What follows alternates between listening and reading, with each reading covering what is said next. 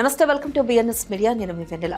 Details చూస్తే తెలంగాణలో cooking gas shortage లేదని మినిస్టర్ ఉత్తమ్ కుమార్ రెడ్డి క్లారిటీ ఇచ్చారు. గ్యాస్ క్రైసిస్ అంటూ వస్తున్న ఫేక్ న్యూస్ నమ్మొద్దని ప్రజలకు సజెస్ట్ చేశారు. తెలంగాణలో సరిపడా స్టాక్ అందుబాటులో ఉందని, ఎవరూ పానిక్ అవ్వాల్సిన అవసరం లేదని క్లారిఫై చేశారు. ఒకవేళ వంట గ్యాస్ను బ్లాక్ మార్కెట్కు తరలిస్తే సర్వర్ యాక్షన్ తీసుకుంటామని వార్న్ చేశారు. సిలిండర్ల సప్లైపై నిఘా ఉంచాలని అధికారులకు ఆర్డర్స్ ఇచ్చారు. రూల్స్ బ్రేక్ చేస్తే గ్యాస్ ఏజెన్సీలపై లీగల్ యాక్షన్ తీసుకోవాలని వెల్లడించారు. హాస్పిటల్స్, గవర్నమెంట్ హాస్టల్స్కు ఎలాంటి ఇంటరప్షన్ లేకుండా గ్యాస్ అందాలని స్ట్రిక్ట్ ఇన్స్ట్రక్షన్స్ ఇచ్చారు. తెలంగాణలో మరోసారి ఆర్టీసీ ఎంప్లాయీస్ స్ట్రైక్కి రెడీ అయ్యారు. ఈ మేరకు ఆర్టీసీ మేనేజ్మెంట్కు జేఏసీ లీడర్స్ స్ట్రైక్ నోటీస్ ఇచ్చారు. గతేడాది కూడా సమ్మెకు సిద్ధమైన గవర్నమెంట్ అష్యూరెన్స్తో వెనక్కి తగ్గారు. కానీ ఈసారి తమ ఇష్యూస్ రిజాల్వ్ అయ్యే వరకు పోరాటం ఆపకూడదని యూనియన్ లీడర్స్ డిసైడ్ అయ్యారు. ఏ పరిస్థితిలోనైనా డిమాండ్స్ అచీవ్ చేసే వరకు తగ్గకూడదని డిసిషన్ తీసుకున్నారు. తాజాగా ఆర్టీసీ ఎండీకి నోటీసులు అందజేశారు. 2 వీక్స్ లోపు ప్రభుత్వం రెస్పాండ్ అవ్వకుంటే స్ట్రైక్ గ్యారంటీ అని వార్నింగ్ ఇచ్చారు. తెలంగాణలో 10th ఎగ్జామ్స్ స్టార్ట్ అయ్యాయి. మార్నింగ్ 9:30కి ప్రారంభమై ఎగ్జామ్స్ ఆఫ్టర్నూన్ 12:30కి ఫినిష్ అయ్యాయి. రాష్ట్రంలో ఏప్రిల్ 16 వరకు ఈ ఎగ్జామ్స్ జరగనున్నాయి. మొత్తం 5.28 లక్షల స్టూడెంట్స్ ఎగ్జామ్స్ రాస్తున్నారు. 2676 సెంటర్స్లో అధికారులు అన్ని అరేంజ్మెంట్స్ చేశారు. 5 నిమిషాలు లేటుగా వచ్చిన ఎగ్జామ్ సెంటర్లోకి అలౌ చేస్తామని అధికారులు చెప్పారు. ఎగ్జామ్ సందర్భంగా పలు చోట్ల స్టూడెంట్స్కు ఆల్ ది బెస్ట్ చెబుతూ ఫ్లెక్సీస్ వెలిశాయి. సీఎం చంద్రబాబుకు ఇన్సల్ట్ జరిగిందంటూ TDP leader SPSN Varma fire అయ్యారు. గవర్నమెంట్ ప్రోగ్రాం కోసం ఏర్పాటు చేసిన ఫ్లెక్సీలో సీఎం ఫోటో చిన్నదిగా ఉండడంపై ఆయన డిస్సాటిస్ఫాక్షన్ వ్యక్తం చేశారు.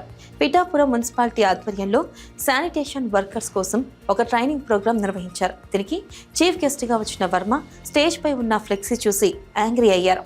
సీఎంకు రెస్పెక్ట్ లేని చోట నేను ఉండలేనంటూ మున్సిపల్ ఆఫీషియల్స్ పై ఆగ్రహం వ్యక్తం చేసి స్టేజ్ ఎక్కకుండానే అక్కడి నుంచి ఎగ్జిట్ అయ్యారు. పవర్ స్టార్ పవన్ కళ్యాణ్ నటించిన ఉస్తాద్ భగత్ సింగ్ రిలీజ్ కి ముందే హైప్ క్రియేట్ చేస్తుంది. ఈ cinema ticket rates hike permission ఇస్తూ ఏపీ గవర్నమెంట్ జీవో రిలీజ్ చేసింది. ఉగాది ఫెస్టివల్ కానుకగా మార్చి 19న మూవీ రిలీజ్ కానుంది.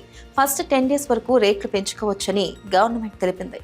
సింగిల్ స్క్రీన్స్ లో అడిషనల్ గా 100 రూపీస్, మల్టీప్లెక్స్ లో 125 రూపీస్ పెంచేందుకు గవర్నమెంట్ పర్మిషన్ ఇచ్చారు. ఇక బెనిఫిట్ షోస్ కి టికెట్ రేట్స్ ను 500 రూపీస్ గా ఫిక్స్ చేశారు. తమిళనాడు అసెంబ్లీ ఎలక్షన్స్ కు ముందు మరో న్యూ పార్టీ వచ్చింది. దివంగత CM Jayalalithaa friend VK Sasikala తన పార్టీ పేరు మరియు సింబల్ ను అనౌన్స్ చేశారు.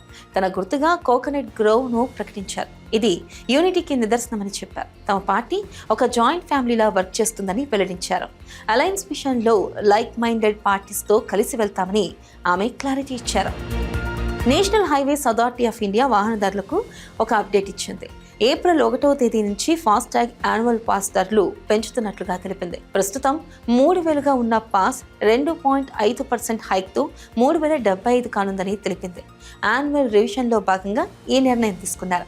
యాన్యువల్ పాస్ ఉంటే 200 టోల్ ప్లాజాస్ వద్ద ఆగకుండా జర్నీ చేసే ఛాన్స్ ఉండేది.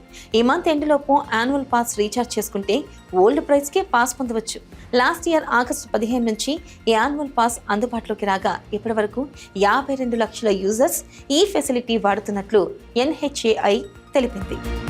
వెస్టేషియాలో టెన్షన్స్ ఉన్నప్పటికీ హార్మజ్ స్ట్రైట్ ద్వారా భారత్ నౌకలకు సేఫ్ రూట్ ఇస్తామని ఇరాన్ అంబాసిడర్ మొహమ్మద్ ఫతాలీ తెలిపారు. 2 దేశాల మధ్య ఉన్న లాంగ్ టర్మ్ ఫ్రెండ్షిప్ వల్ల ఈ నిర్ణయం తీసుకున్నట్లు చెప్పారు. భారతీయుల బాధను తమ బాధగా భావిస్తామని, మ్యూచువల్ ఇంట్రెస్ట్ల కోసం సహకరిస్తామని పేర్కొన్నారు. ఫ్యూచర్లో కూడా ఈ సపోర్ట్ ఇలాగే ఉంటుందని ఆయన అష్యూరెన్స్ ఇచ్చారు. వెస్టేషియాను కంట్రోల్ చేయడం ఇరాన్ను నాశనం చేయడమే ఇరాన్ టార్గెట్ అని US president Donald Trump comment చేశారు. కానీ ఇరాన్ ప్రయత్నాలు ఫెయిల్ అయ్యాయని చెప్పారు. ఇరాన్ ఆయిల్ హబ్ ఖర్గ్ ఇస్లాన్ పై జరిగిన దాడిని చరిత్రలోనే అత్యంత పవర్ఫుల్ అటాక్ గా అభివర్ణించారు. అమెరికా దగ్గర స్ట్రాంగెస్ట్ వెపన్స్ ఉన్నాయని, కొన్ని కారణాల వల్ల ఇంకా హ్యూజ్ అటాక్స్ చేయలేదని తన సోషల్ మీడియా ట్రూత్ లో పోస్ట్ చేశారు. ఇరాన్తో వార్ నడుస్తున్న వేళ అమెరికా హ్యూజ్ రివార్డ్ అనౌన్స్ చేసింది. ఇరాన్ కొత్త సుప్రీం లీడర్ మొజ్తబా ఖమేనీతో పాటు రెవల్యూషనరీ గార్డ్ కీలక నేతల లొకేషన్ చెబితే $10 మిలియన్ రివార్డ్ ఇస్తామన్నారు. యుఎస్ స్టేట్ డిపార్ట్మెంట్ తన రివార్డ్స్ ఫర్ జస్టిస్ ప్రోగ్రామ్ ద్వారా ఈ నోటీస్ ఇచ్చింది. కొందరి ఫోటోలు లేకపోవడంతో వారి షాడో ఇమేజెస్ ను పబ్లిష్ చేశారు. ఇవి బులెటిన్ అప్డేట్స్. మరిన్ని అప్డేట్స్ తో మళ్ళీ కలుసుకుందాం. Keep watching BNS media.